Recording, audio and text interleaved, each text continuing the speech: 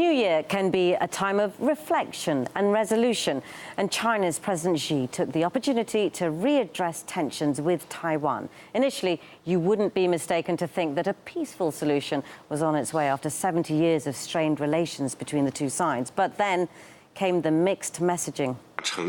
Chinese don't fight Chinese. We are willing to strive for the prospect of peaceful reunification with the utmost sincerity and the greatest efforts, because peaceful reunification is in the best interests of the compatriots across the strait and the Chinese nation. But we make no promise to renounce the use of force. What started off as an olive branch quickly turned into a thorny bush if we judge Taiwan's angry reaction.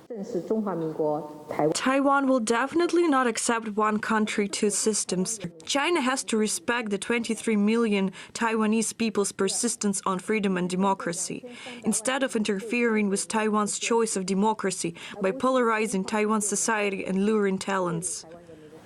If we take a step back into time, it was a civil war during the late 1940s over the political status of Taiwan that caused the split in China.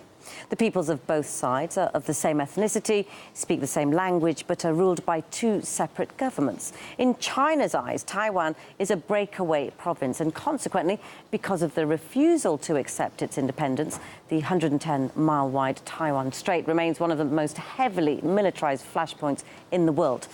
To add fuel to China's fire, it seems the US is backing Taiwan by not only signing a bill back in September 2018, approving $330 million worth of arms sales, but on the 31st of December, Trump signed a pro-Taiwan Asia Reassurance Initiative Act into law, promising increased support in the Indo-Pacific region, including arms sales for US allies like Taiwan, as well as others.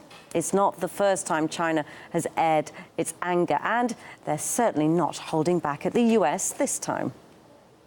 The sale of weapons by the United States to Taiwan is a serious violation of international law and the basic principles of international relations. The relevant act seriously violates the One China principle and grossly interferes in China's internal affairs.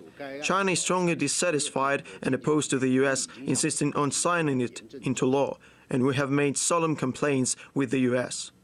It's not 100% about China. It's also about North Korea and some forces in the Middle East. But I would say it's mainly about China. And that highlights the strategic competition between the United States and China. The United States is serious about Asian Pacific, and this has specific reference to Taiwan. So in that, according to that act, the US probably will encourage this high-level official visit to Taiwan. It will have regular arms sales to Taiwan. And none of this is what Beijing would like.